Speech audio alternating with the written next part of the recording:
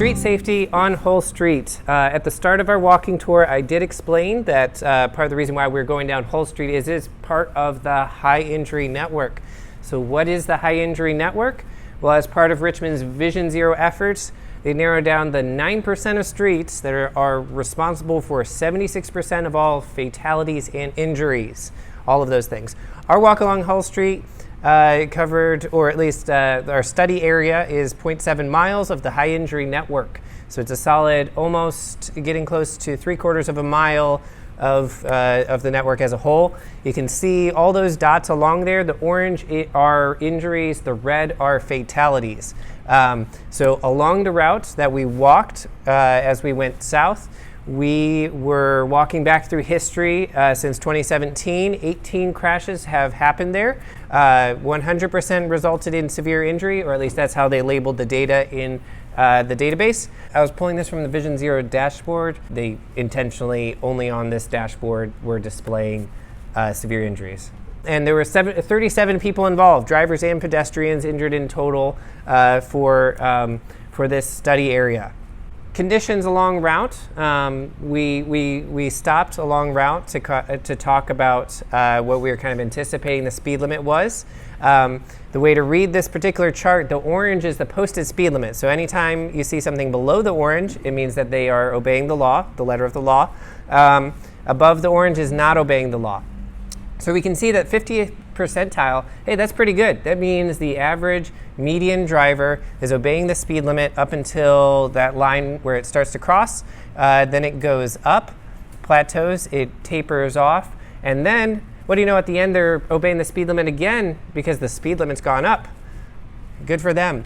85th percentile, you can see, is always above. The big spike is kind of as you come through this intersection here and you start getting into more of a straightaway, that's where speed picks up. So you can kind of see in the data that people are slowing down coming up to intersections, right? There's kind of, I think that this might be where kind of traffic is queuing up, and then they're kind of accelerating out of those intersections. To understand that figure of 18 crashes along the route, that kind of breaks down roughly into rear ends being 3, pedestrian being 6, angle crashes 6, head-on 2, non-collisions 1. They were mostly spread throughout the day, with the most clustering around 4 to like 7 p.m. So kind of like the sunset hours. Here at Strong Towns, we care about that pedestrian side. We were walking. We care about the pedestrian injury specifically. So I'm going to talk specifically about that. Thankfully, no deaths along our route. These are just injuries.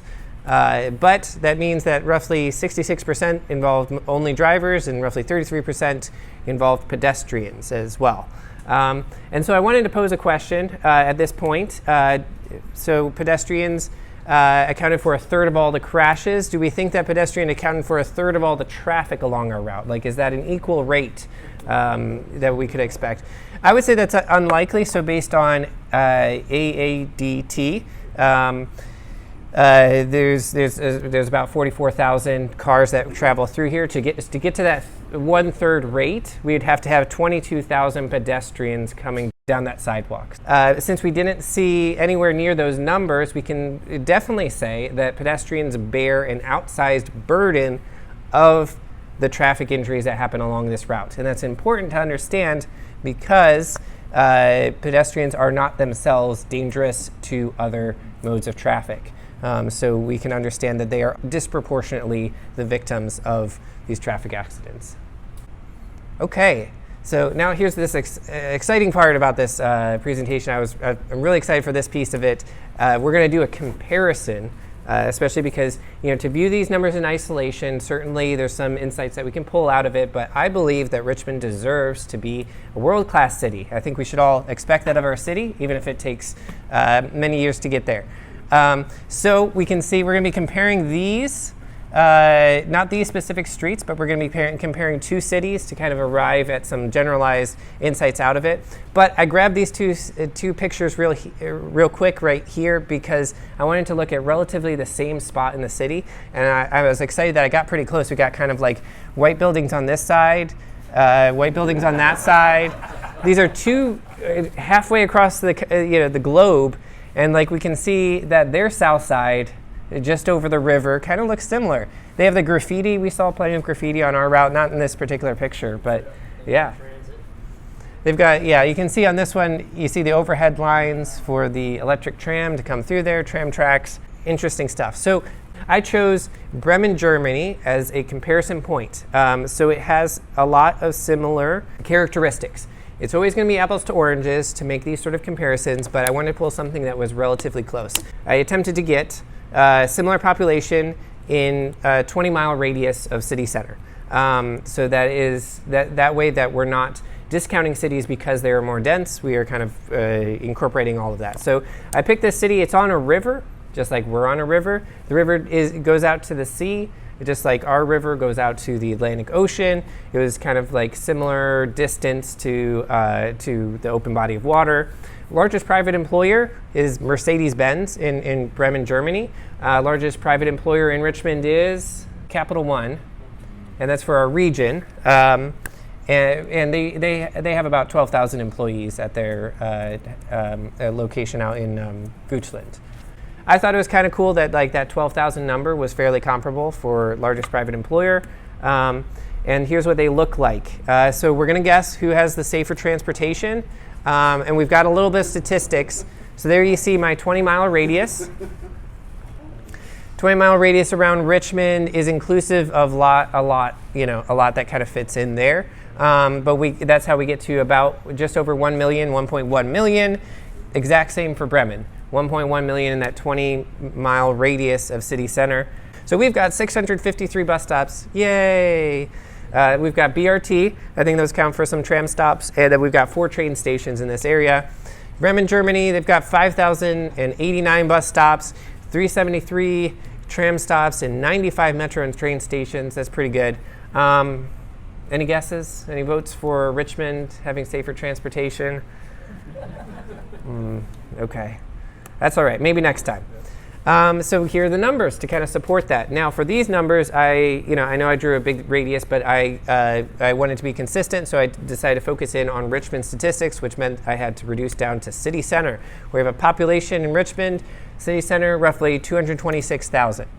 Okay, so 3-year averages according to the Vision Zero dashboard, average people injured per year for the past 3 years, 2,259.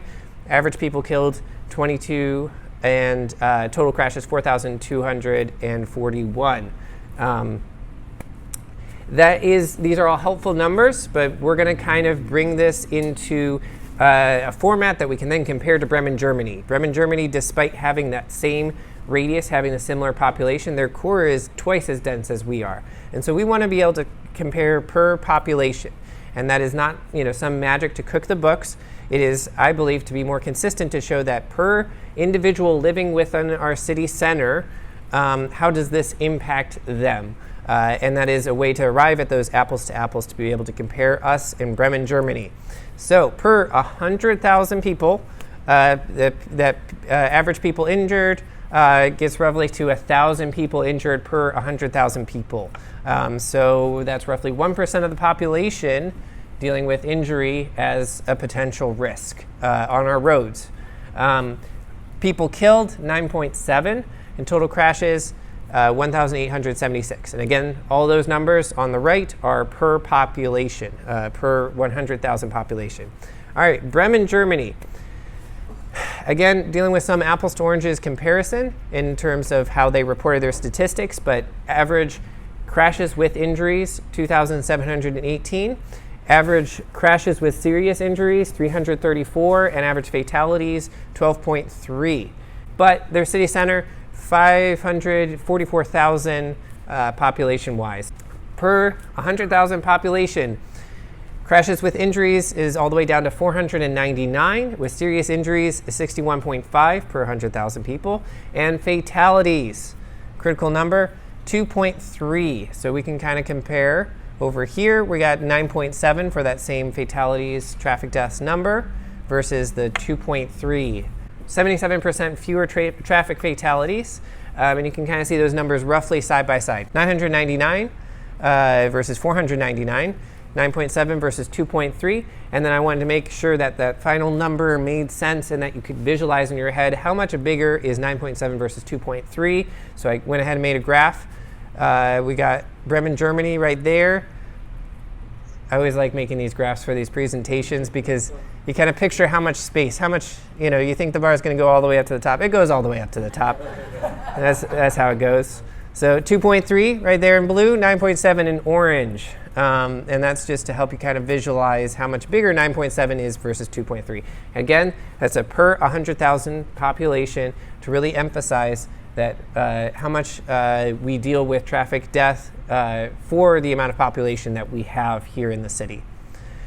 So for our route along Hull Street, for that distance that we covered, if we apply those per population statistics to how many fewer injuries that they have, to what we the comparison between the two cities, if we were to walk the same distance in Bremen, Germany, we would expect 9 fewer injuries along that route, roughly half. So 18 versus 9, and that's injuries from all those crashes. That is not just the pedestrians. That's drivers. That's everyone involved here. We'd expect that number to be cut in half. So. In summary, I wanted to kind of be able to... Thanks, Christian. I'll take it from here. So at the presentation, I think I kind of bungled through the conclusion a little bit, and wanted to give it a second go here, because we deserve to ask that question that's kind of lingering in this whole discussion, and that is, why? Why is it that two cities of similar regional size have such drastic safety outcomes? And I really think that asking that questions helps us, because we tend to look at traffic safety in isolation. We look at individual drivers and individual pedestrians, and that's certainly very helpful at being able to assign blame and to figure out individual details.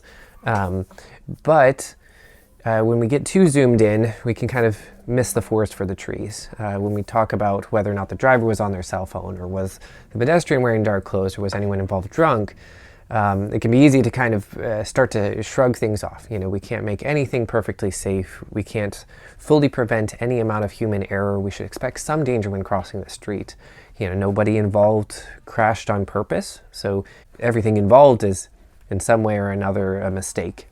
And that all has some truth to it. But I think the Vision Zero mindset, the Vision Zero philosophy that created the high injury network that we then used to conduct our tour, asks that we zoom out, that we see that there's clearly more to the story, and believe that change is possible, believe in the idea that we could get that number down to 0. The city-to-city comparison kind of helps us to do that. Drivers in Bremen own cell phones. I'm sure some pedestrians over there wear dark clothing.